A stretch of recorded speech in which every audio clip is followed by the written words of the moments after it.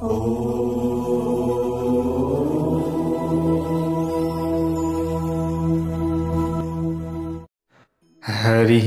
ओम। स्वस्ति श्री गणेशाय नमः। ओम नमो भगवते वासुदेवाय। ओम वंशी विभूषित करान्नवनीरदाभा पीताम्बरादरुण बिम्ब फलाधरोष्ठः पूर्णेन्दु सुंदर मुखा दरबिन्दनेत्रः कृष्णात् परं किमपि तत्त्वमहं न जाने। नारायणं नमस्कृत्य नरं चैव नरोत्तमं देवीं सरस्वतीं व्यासं ततो जयमुदीरयेत्। जय श्री हरि, जय श्री राधे।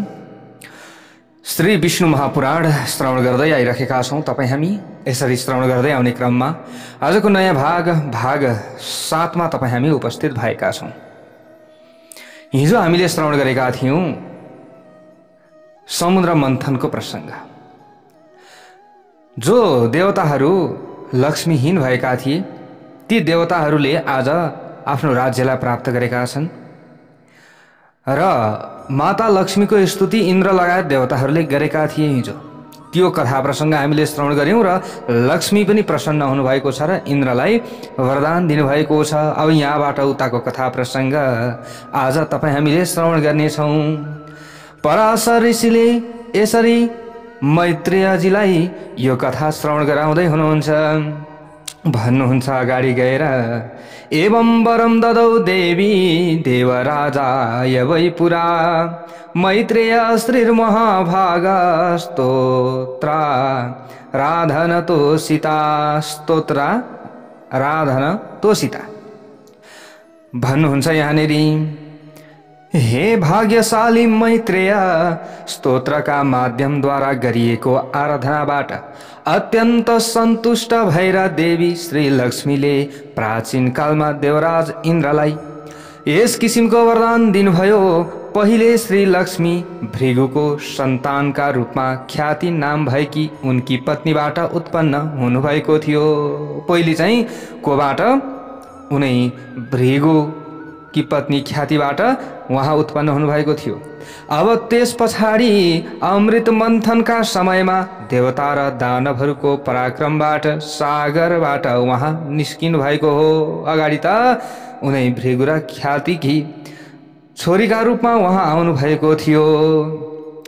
यस प्रकार सम्पूर्ण जगतका स्वामी परमात्मा श्री विष्णु भगवानले जब जब अवतार धारण गर्नुहुन्छ त्यस समयमा श्री लक्ष्मी उहाँका साथमा नै रहनुहुन्छ भनेर बताइएको छ। यहाँ जब श्रीहरिले आदित्य अथवा वामन स्वरूप धारण गर्नुभयो तब श्री लक्ष्मी जी कमलबाट उत्पन्न हुनुभयो।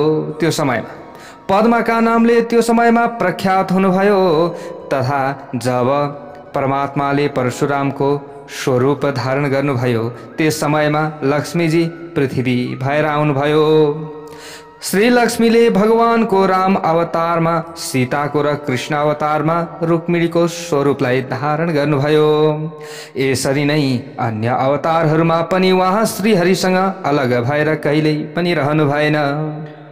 यस्तै प्रकारले यहाँ भनिएको छ, परमात्मा श्रीहरिले देव स्वरूप धारण गरेका समयमा श्री लक्ष्मी दिव्य शरीर र मनुष्य स्वरूप धारण गरेका समयमा मानवी स्वरूप धारण गरेर प्रकट हुनुहुन्छ भनेर यहाँ बताइएको छ। उहाँले भगवान विष्णुको शरीर अनुसारको आफ्नो शरीर बनाउनुहुन्छ। भगवान श्रीहरि विष्णु जसरी आउनुहुन्छ, जस्तो अवस्थामा आउनुहुन्छ त्यसरी नै त्यही अनुकूल बनाएर लक्ष्मीजी पनि आउनुहुन्छ।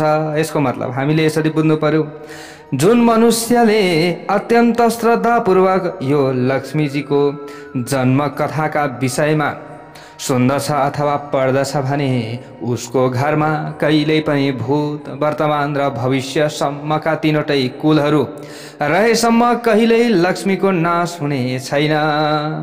यसै तत श्रेणुया जन्म लक्ष्म्या यस्स पठेन्नरः श्रियो न विच्युतिस्तस्य गृहे यावत् कुलत्रयम्।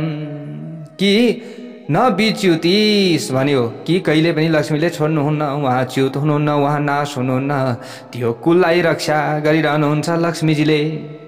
हे मुनि, यस प्रकारले यहाँनिर यी महत्त्वपूर्ण ज्ञानका कुराहरू कथाहरू मैले भन्दैछु।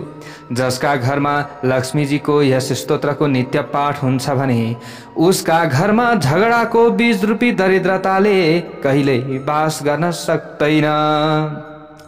हे ब्राह्मण, भृगुकी पुत्री भएकी लक्ष्मी कसरी क्षीरसागरबाट उत्पन्न हुनुभयो त? तपाईले पहिले यस किसिमको प्रश्न गरेका हुनाले मैले त्यसको जवाफमा तपाईलाई यो सबै वृत्तान्त सुनाएँ।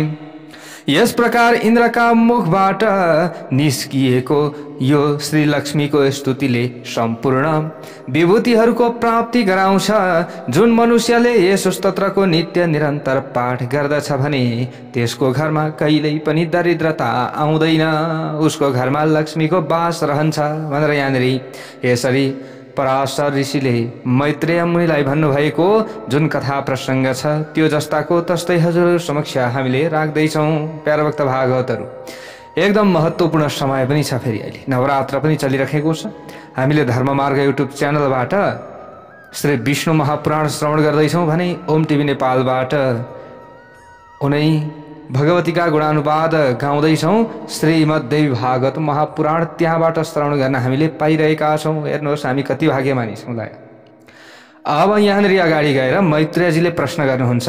प्यारा भक्त भागवतहरू, कथितं मे त्वया सर्वं यत् पृष्टोऽसि महामुने भृगु सर्गात् प्रभृत्येषा सर्गो मे कथ्यतां पुनः।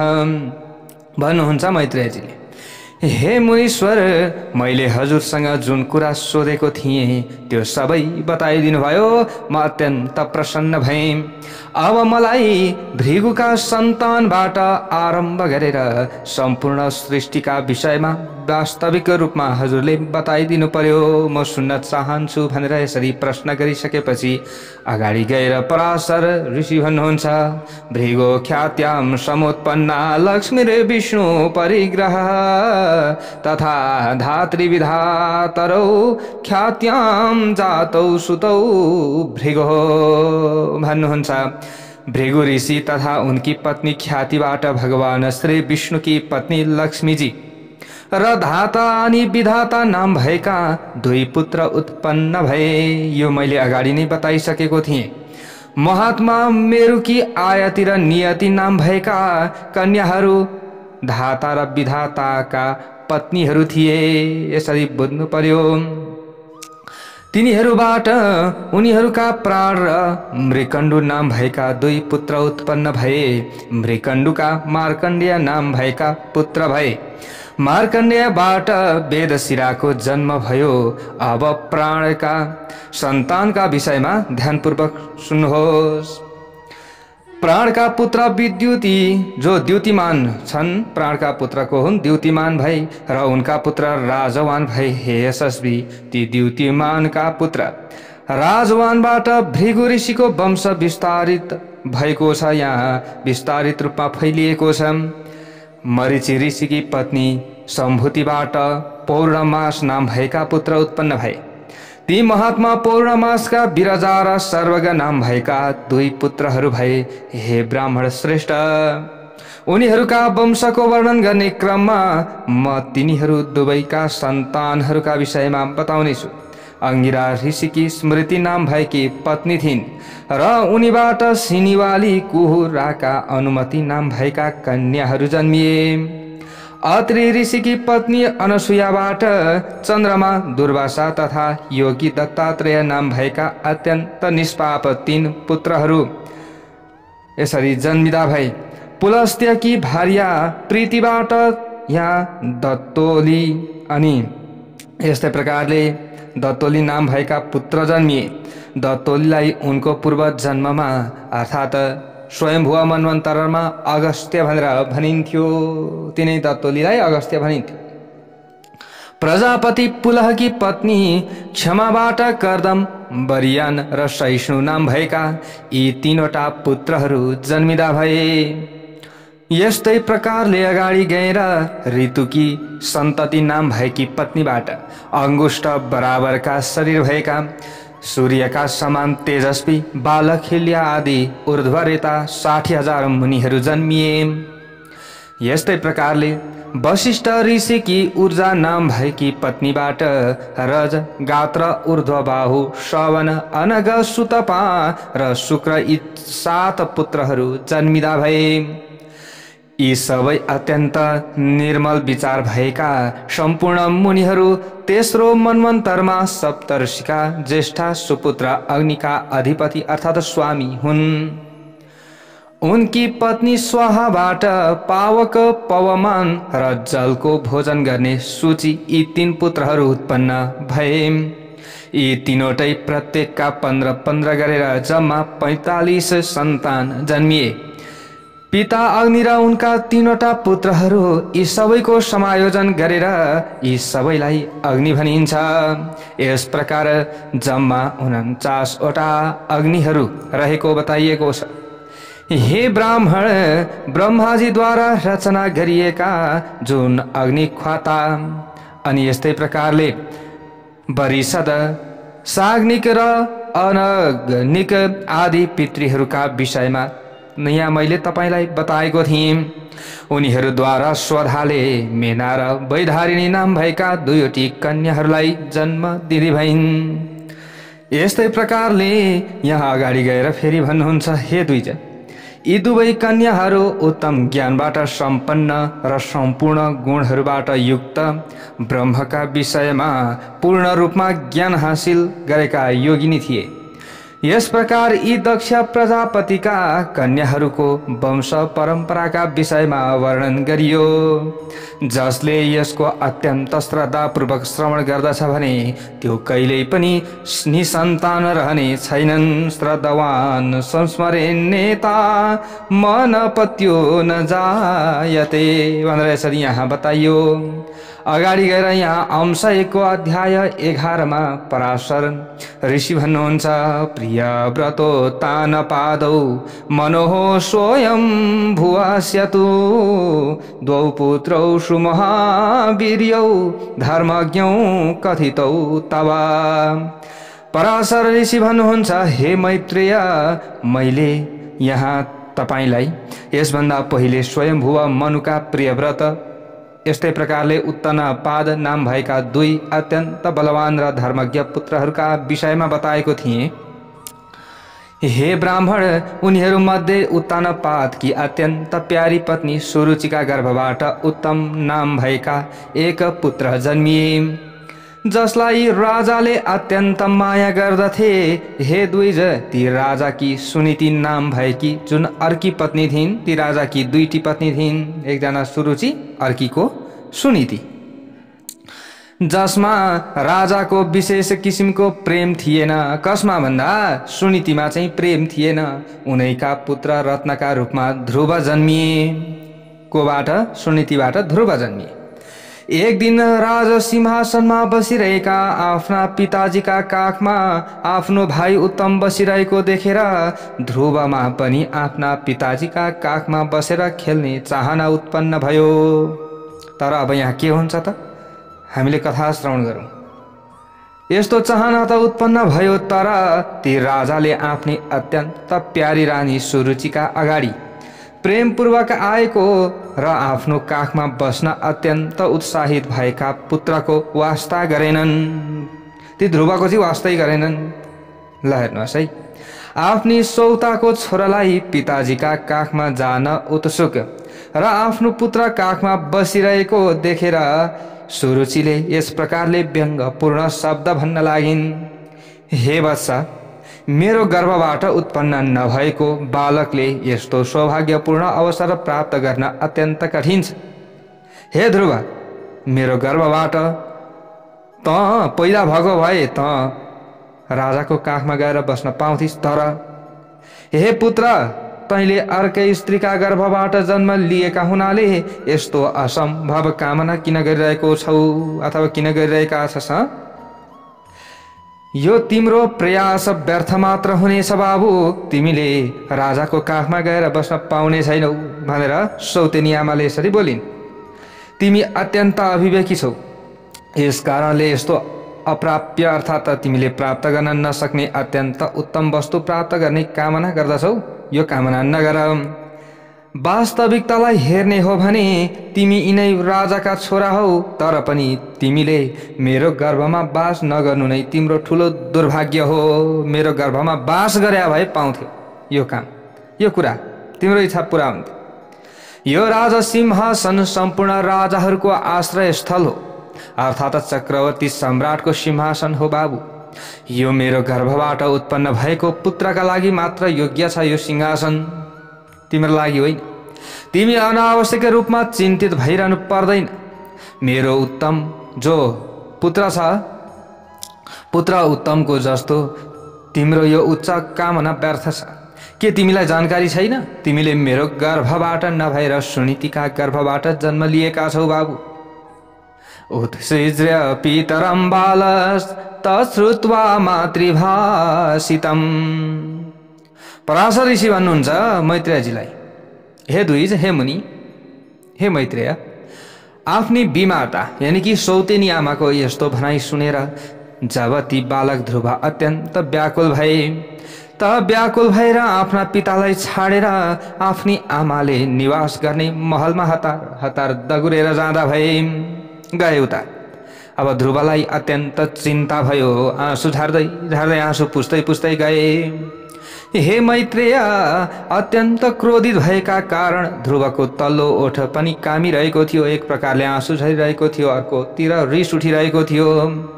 आफ्नो पुत्रको यस्तो अवस्था देखेर सुनीतिले उनलाई आफ्नो काखमा राखेर वास्तविकता बुझ्ने मनसायले सोधिन्, हे बाबु, तिमी यसरी रिसाउनुको कारण, यसरी आँसु झार्नुको कारण, यसरी रुनुको कारण के हो? कसले तिम्रो आदर गर्दैन? कसले तिमीलाई अपमान गरे? ह बाबु, जसले तिम्रो अपमान गर्दछ त्यसले तिम्रा पिताजीको अपमान गरेको हो। यसरी आफ्नी आमाले सोधेपछि बालक ध्रुवले सबै कुरा बताइदिए, जुन कुरा राजाका अगाडि अत्यन्त घमण्डी स्वभाव भएकी सूर्यजीले भनेकी थिइन्। त्यो कुरा सबै ध्रुवले आफ्नी मातालाई बताए गएर आफ्नो पुत्रले हिक हिक गरेर रुँदै सबै कुरा बताएपछि अत्यन्त दुखी र व्याकुल भएकी र लामो श्वास प्रश्वास चलिरहेकाले आँखा अत्यन्त मलिन बनाउँदै सुनीतिले भन्न लागिन्, सुरुचि सत्यमाहेदं स्वल्प भाग्योऽसि पुत्रका नहि पुण्यवतां वत्स सपत्नैरेव मुच्यते। अब यसरी सुनीतिले यहाँ भन्न लागिन्, आफ्नो पुत्रलाई सम्झाउन लागिन् नि, हे पुत्र, सुरुचिले ठिकै त भनिन् नि, उसले बेठिक भनिन् र ठिकै भनिन्। ल हेर्नुहोस् है, सुनीतिले आफ्नो सौताले ठिकै भनिन् तिमीलाई भनेर आफ्नो छोरालाई भन्दैछ। अवश्य पनि तिमी मन्द भाग्य भएका छौ बाबु। हे बाबु, पुण्यवानसँग उसैका अगाडि उसका शत्रुले यसो भन्न सक्दैन, किनभने पुण्यवान व्यक्तिका अगाडि त शत्रुले यस्तो कुरा गर्न सक्दैन थियो। हे बाबु, तिमी पुण्यहीन नै रहेछौ।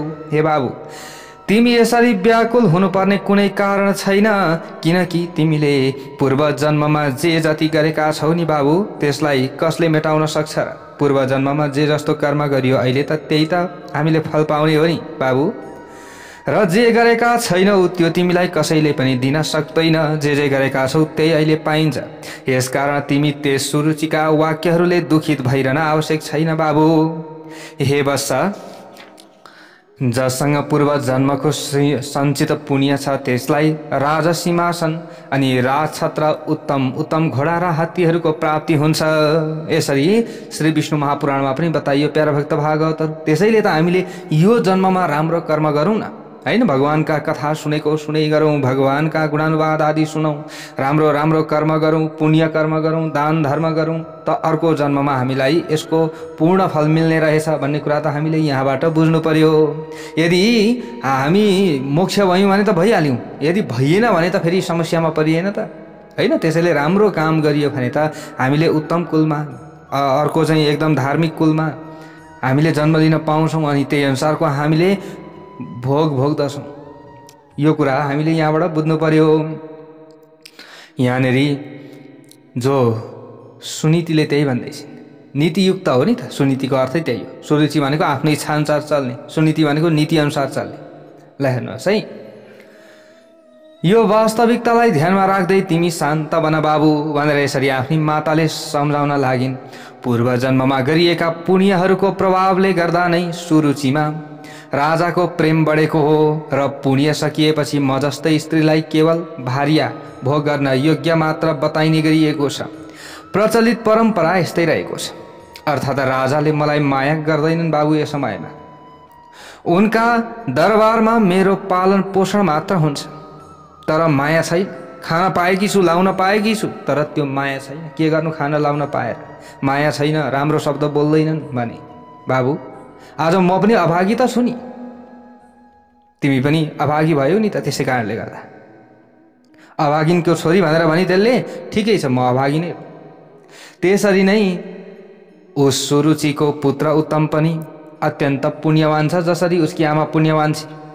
मेरो छोरा तिमी अर्थात् ध्रुव पनि म जस्तै अल्प भाग्यवान भएर जन्मियौ बाबु, अल्प पुण्यवान भएर जन्मियौ। तथापि हे पुत्र, तिमीले दुखी भइरहन आवश्यक छैन, किनकि जुन मनुष्यलाई जति प्राप्त हुन्छ ऊ त्यसैमा सन्तोष गरेर अत्यन्त आनन्दित भएर रहन्छ बाबु। यदि तिमी सुरुचिका वचनहरूका माध्यमद्वारा अत्यन्त दुखी भएका हौ भने पूर्व फलदायक अर्थात् आफ्नो चाहना अनुसारको फल दिने पुण्यको संग्रह गर्ने प्रयासमा लाग, अनि मात्र तिमीलाई राम्रो हुन्छ। त्यसकारणले तिमी सुशील धर्मात्मा प्रेमी र प्राणीहरूको हित गर्ने बन, अनि मात्र तिम्रो भाग्य बढ्छ। किनकि जसरी तलतिर बगिरहेको पानी स्वतः आफै भाँडामा पर्दछ, त्यसरी नै सुपात्र मनुष्यका नजिकमा सम्पूर्ण सम्पत्तिहरू स्वतः आफै आउँदछन्, आफै बिस्तार बिस्तार आउन लाग्दछ, नत्र जान लाग्दछ। यसरी आफ्नी माताले सम्झाउँदै गर्दा ध्रुवले अगाडि गएर भन्दछन्, अम्ब यत त्वमिदं प्राह प्रसमाय वचो मम नैतत दुर्वचसा भिन्ने हृदये मम तिष्ठति। हे माता, हजुरले मेरो मनको शान्तिका लागि जुन कुरा बताउनु भयो त्यो दुर्वाक्यका प्रभावले छिया भएको मेरो हृदय क्षणभरका लागि मात्र पनि शान्ति रहन सक्दैन। तपाईले त झन् आगोमा घिउ पो थपिदिनु भयो। यसकारण म त अब यही प्रयत्न गर्नेछु जसका प्रभावले मेरो सम्पूर्ण लोकहरूमा आदरणीय र सर्वश्रेष्ठ पद प्राप्त गर्न सकियो। सबैले मलाई मानुन्, म अब त्यो कर्म गर्नेछु माता। सुरुचि राजाकी अत्यन्त प्यारी अवस्था पनि छिन् र मैले उसका गर्भबाट जन्म लिन पाइन। तथापि हे माता, हजुरका गर्भबाट उत्पन्न भएको मेरो प्रभाव पनि हजुरले अब हेर्न पाउनुहुनेछ। जुन उत्तमलाई सुरुचिले आफ्नो गर्भमा धारण गरिन् त्यो मेरो भाइ हो र उसले पिताजीद्वारा राजा सिंहासन प्राप्त गरोस्। ठिकै छ, उसले सिंहासन प्राप्त गरोस्। भगवानका कृपाले त्यो सिंहासन प्राप्तिको कार्यमा कुनै किसिमको व्यवधान नआओस्। हे माता, म कुनै अर्काले दिएको पद स्वीकार गर्न इच्छुक छैन। अब मेरो आँखा खुल्यो। अब म त आफ्नो पुरुषार्थबाटै त्यो पद प्राप्त गर्ने प्रयासमा लाग्दछु जसलाई पिताजीले पनि प्राप्त गर्न सक्नु भएको थिएन। आफ्नी मातासँग यति कुरा गरे ध्रुवले। ल हेर्नुहोस् है, कति ज्ञानी भए। अब आफ्नी आमासँग यति कुरा गरिसकेपछि, यसरी आफ्नी मातालाई कुरा बताइसकेपछि ध्रुव त्यो राजमहलबाट बाहिर निस्किए र त्यो सहरबाट बाहिर गएर उनी बाहिरी उपवनमा पुगे। त्यहाँ ध्रुवले पहिलेदेखि नै आएका कृष्ण मृग चर्म अर्थात् कृष्ण मृगको छाला धारण गरेका अत्यन्त सुन्दर कुशको आसनमा विराजमान भएका 7 मुनीश्वरहरूलाई देखे ध्रुवले। ती राजकुमारहरूले उनीहरू जो राजकुमार थिए राजकुमारले उनीहरू सबैलाई प्रणाम गर्दै विनय भावपूर्वक अत्यन्त नम्र भएर यथोचित अभिवादन पूर्वक उनीहरूसँग भने। राजकुमार भनेका को ध्रुवले भन्न लागे, उत्तानपादतनयं मां निबोधत सत्तमः जातं सुनीत्यां निर्वेदात् युष्माकं प्राप्तमन्तिकम्। हे महात्माहरू, म मुनि, हजुरहरू त मुनि हुनुहुन्छ, म पनि मुनि त बन्न चाहन्छु। म सुनीतिबाट उत्पन्न भएको उत्तानपाद राजाको पुत्र ध्रुव हुँ। ममा आत्मग्लानीबाट पीडित भएर तपाईका नजिकमा आएको छु। ममा आत्मग्लानी भएको छ, त्यसै कारणले गर्दा म आज हजुरहरूका नजिकमा आएको छु।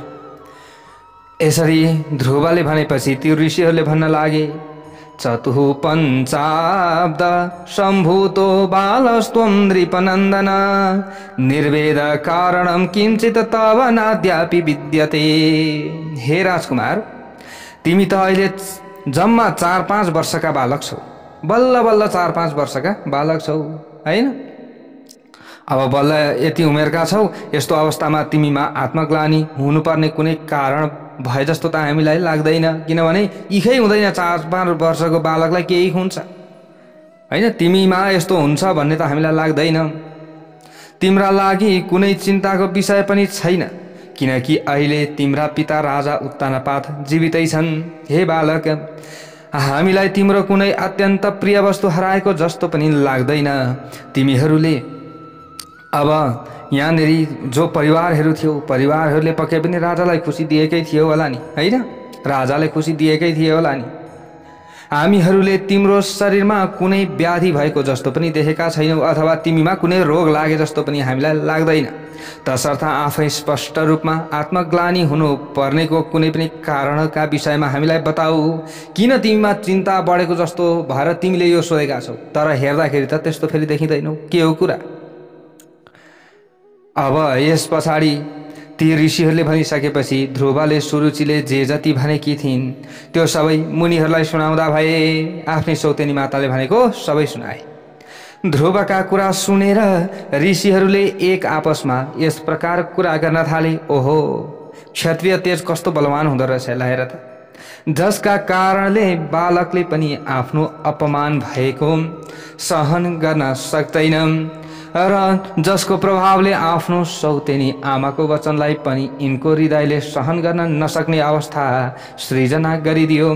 हे क्षत्रिय कुमार, आफ्नो आत्मग्लानीका कारण तिमी जे गर्न चाहन्छौ त्यसका विषयमा यदि उपयुक्त सम्झन्छौ भने हामीहरूलाई बताइदेऊ, त्यस्तो हामीलाई बताउन तिमी इच्छुक छौ भने। हे अतुल तेजस्वी, हामीहरूले तिमीलाई के सहयोग गर्न सक्दछौ त्यो पनि बताऊ। हाम्रो अनुभवमा तिमी केही बताउन खोजिरहेका छौ, त्यसका विषयमा अझ स्पष्ट रूपमा बताऊ। तिमीले अलिअलि बतायौ, अझै स्पष्ट रूपमा हामी सुन्न चाहन्छौँ। यति भनिसकेपछि ध्रुवले अगाडि गएर भने, नाहमर्थमभिप्सामि न राज्यं द्विज सत्तमः तत्स्थानमेकमिच्छामि भुक्तं नान्येन यत्पुरा। हे ब्राह्मण श्रेष्ठ, मलाई धनको चाहना छैन, न त राज्य प्राप्तिको कामना नै छ, तर मलाई एक यस्तो स्थानको चाहना छ जसको यसभन्दा पहिले कसैले भोग नगरेको होस्, त्यस्तो मलाई चाहना छ, त्यस्तो स्थानको चाहना राखेको छु मैले। हे मुनि श्रेष्ठ, यदि तपाईहरू मलाई सहयोग गर्न चाहनुहुन्छ भने मलाई सम्पूर्ण स्थानहरूमा अग्रगण्य अर्थात् सबै लोकहरूको मान्य स्थान कसरी प्राप्त गर्न सकिन्छ त्यसका विषयमा विस्तृत रूपमा बताइदिनुहोस्। यसरी ध्रुवले प्रश्न गरेपछि मरीचिले अगाडि गएर भन्नुहुन्छ, यहाँनिर कसलाई भन्दै हुनुहुन्छ? मैत्रेयजीलाई। हे राजकुमार, परमात्मा गोविन्दको आराधना नगरेको मनुष्यलाई त्यो उत्तम स्थान प्राप्त हुन सक्दैन। यसकारण तिमीले अच्युत भगवानको आराधना गर। अत्रि ऋषिले यसरी भनिदिनु भएछ त्यो समयमा। अब यहाँनिर ऋषिहरूले, त्यहाँ जति पनि थिए ऋषिहरूले यसरी भन्नुभयो। त अगाडि गएर जो फेरि अत्रि ऋषिले भन्नुहुन्छ, परः पराणं पुरुषो यस्य तुष्टो जनार्दन, जो परा प्रकृति आदि भन्दा पनि पूर्ण रूपमा अलग हुनुहुन्छ। उहाँ परम पुरुष जनार्दन जससँग सन्तुष्ट हुनुहुन्छ उसैलाई यो अक्षय पदको प्राप्ति हुन्छ। बाबु म यो सत्य बताइरहेको छु, अरूलाई कहाँ प्राप्ति हुन्छ? यसरी ऋषि कसले भन्नुभयो? अत्रि ऋषिले भन्नु। अब अंगिरा ऋषि पनि हुनुहुँदो रहेछ त्यो समय। अंगिरा ऋषिले कस्तो उत्तर दिनुभयो त? हे बाबु, यदि तिमी उत्तम पद प्राप्तिको कामना गर्दछौ भने जुन अव्यय आत्मा भनेको अव्यय आत्मा नित्य अच्युतमा सम्पूर्ण चराचर जगत अवस्थित छ, उनै गोविन्दको आराधना गर। अंगिराले पनि यही भन्नुभयो। अब पुलस्त्य ऋषि हुनुहुँदो रहेछ। पुलस्त्य ऋषिले के भन्नुभयो त भन्दा उहाँले भन्नुहुन्छ, हे बाबु, जो परब्रह्म परमधाम र परस्वरूप हुनुहुन्छ उहाँ हरिको आराधना गर्नाले अत्यन्त दुर्लभ मुक्ति पनि प्राप्त गर्न सकिन्छ। त्यसैले तिमी उहाँकै आराधना गर। अब क्रतु ऋषि पनि हुनुहुँदो रहेछ। उहाँले पनि के भन्नुभयो भन्दा उहाँले भन्नुहुन्छ, जो यज्ञमा यज्ञ पुरुष र योगमा परम पुरुष हुनुहुन्छ उहाँ जनार्दन भगवान प्रसन्न हुनु भएपछि कुनै पनि वस्तु अप्राप्य हुँदैन। तिमी पनि उहाँकै आराधना गर, तिमीले अवश्य सबैभन्दा उत्तम स्थान प्राप्त गर्न सक्दछौ। अब क्रतुले पनि यही भन्नुभयो। अब पुलह ऋषि हुनुहुँदो रहेछ। पुलह ऋषिले कस्तो उत्तर दिनुभयो त? हे सुब्रत, हे बाबु, जुन जगत अधिपतिको आराधना गरेर इन्द्रले इन्द्रपद प्राप्त गरे तिमीले पनि उहाँ नै यज्ञपति भगवान विष्णुको आराधना गर। वशिष्ठ ऋषिले पनि सम्झाउनु भयो, हे वत्स, श्री विष्णु भगवानको आराधना गरेपछि मनमा जे कामना गर्दछौ त्यही प्राप्ति हुन्छ। तीनवटै लोकहरू अन्तर्गतको उत्तम अर्थात उत्तम सर्वोत्तम स्थानका विषयमा केही भन्नु नै छैन, उहाँको आराधना गर भनेर यसरी सबै ऋषिहरूले भन्नुभयो। त ध्रुवले अगाडि गएर फेरि भन्न लागे, हजुरहरूको प्रणत अर्थात शरणमा परेको मलाई आराध्य देवका विषयमा त बताइदिनु भयो, तर उहाँको सन्तुष्टिका लागि के जप गर्नु पर्दछ, कुन मन्त्र रहेको छ, त्यस्तो उहाँ खुसी हुने मन्त्र कुन रहेको छ त्यो पनि बताइदिनुहोस्। हे महर्षिहरू हो, उहाँ महात्माको आराधना मैले कसरी गर्नुपर्दछ त्यस विषयमा पनि मलाई हजुरहरूले अत्यन्त प्रसन्न चित्त भएर स्पष्ट रूपमा बताइदिनुहोस्। यसरी अब ध्रुवले फेरि प्रश्न गर्नुभयो। त ऋषिहरूले फेरि भन्न लाग्नुभयो, हे राजपुत्र, श्री विष्णु भगवानको आराधनाका लागि तत्पर भएका मनुष्यहरूले कसरी आराधना गर्नुपर्दछ त्यसका विषयमा हामीहरूबाट पूर्ण रूपमा तिमीले सुन। हामी सबै कुरा बताउँदैछौँ। आराधनामा सम्पूर्ण रूपमा लागेको मनुष्यले सबैभन्दा पहिले बाह्य विषयहरूको वास्तविक रूपमा परित्याग गर्नुपर्दछ। बाह्य विषयवस्तुलाई छोड्नु पर्यो, त्यतिकै त कहाँ भगवानलाई प्राप्त गर्न सकिन्छ। त्याग यसरी गर्नुपर्दछ। जब त्याग गरिन्छ अनि मात्र राम्रो हुन्छ। त्यस पछाडि उहाँ सम्पूर्ण जगतका प्रकाशक परमात्मा आफ्नो निश्चल मनलाई अटल रूपमा लगाउनु पर्दछ। यसको मतलब के? त्यस पछाडि सम्पूर्ण जगतका प्रकाशक परमात्मामा आफ्नो यो निश्चल मनलाई अटल बनाएर लगाउनु पर्दछ, अनि मात्र हामीलाई राम्रो हुन्छ। हे राजकुमार, यस किसिमले तन्मय भएपछि एकाग्र चित्तले जे जप गर्नु पर्दछ त्यसका विषयमा पनि हामीबाट सुन। ओम हिरण्यगर्भ पुरुष प्रधान अव्यक्त स्वरूप शुद्ध ज्ञान स्वरूप वासुदेव भगवानलाई नमस्कार छ भनेर यसरी भन्नुपर्दछ पहिला। अब त्यस पछाडि भन्नुपर्दछ ओम नमो वासुदेवाय शुद्ध ज्ञान स्वभाविने। के भन्नुपर्छ? ओम नमो भगवते वासुदेवाय। यस मन्त्रको जप गर्नुपर्दछ। यो जप प्राचीन कालमा तिम्रा पितामह स्वयम्भुव मनुले गरेका थिए बाबु। त्यसबाट अत्यन्त सन्तुष्ट भएर भगवान जनार्दनले उनलाई मनोवाञ्छित तीनवटै लोकहरूमा अत्यन्त दुर्लभ मानिएको सिद्धि दिनुभएको थियो। यसकारण सधैँ यस मन्त्रको जप गरेर तिमीले पनि गोविन्द भगवानलाई प्रसन्न गराऊ बाबु। गोविन्द भगवान प्रसन्न भन्नुहुन्छ, तथा त्वमपि गोविन्दम तोषयै तत् सदा जपन्। बाबु यसरी तिमीले प्रसन्न गराऊ अनि मात्र तिमीलाई राम्रो हुन्छ भनेर यसरी अब ऋषिहरूले ध्रुवजीलाई भन्दै हुनुहुन्छ, प्यारा भक्त भागवतहरू अगाडि गएर पराशर ऋषिले भन्नुहुन्छ, अर्को अध्यायमा ध्रुवलाई भगवानको दर्शन हुन्छ र वरदान पनि प्राप्ति हुन्छ। तर ध्रुवले कसरी तपस्या गर्छन्, ध्रुवलाई भगवानले कसरी दर्शन दिनुहुन्छ, उनलाई कसरी ज्ञान प्राप्ति हुन्छ, त्यो त हामीले पक्कै पनि श्रवण गर्नेछौँ। पराशर ऋषिले भन्नुहुन्छ, निशम्य दशशेषेण मैत्रेय नृपतेः सुतः निर्जगाम वनात् तस्मात् प्रणिपत्य स तान् ऋषीन्। हे मैत्रेय, यस प्रकार ती राजकुमार ध्रुव सम्पूर्ण विषयहरू सुनिसकेपछि ध्रुवले यी विषयहरू सुनिसकेपछि ती ऋषिहरूलाई प्रणाम गरे। ध्रुवले प्रणाम गरेर त्यस वनबाट अब फेरि निस्किए। अब तपस्या गर्नका लागि, भगवानको नाम जप गर्नका लागि त अलिकति एकान्त स्थान चाहियो हैन, अनि नै हामीलाई राम्रो हुन्छ। हे दुईजना, आफ्नो आत्मालाई कृतकृत्य अर्थात् अत्यन्त आनन्दित भएको अनुभव गर्दै उनी परम पवित्र यमुना नदीका किनारमा रहेको मधु नाम भएको वनमा गएको। उनै ध्रुवजी कहाँ? मधुवन, मधु नाम गरेको वनमा गएछन्। मधु संयम महापुण्यम जगाम यमुना तटम। त्यो मधुवन कहाँ रहेछ त भन्दा यमुनाको तट रहेछ। यसरी बुझ्नु पर्यो प्यारा भक्त भागवतहरू। मधु नाम भएको वनमा अब ध्रुवजी गइसक्नु भएको छ। अब तपस्या कसरी गर्नुहुन्छ, के हुन्छ, हामीले भोलि अर्को कथा प्रसङ्गमा श्रवण गर्नेछौँ। सबले भनौँ जय श्री हरि।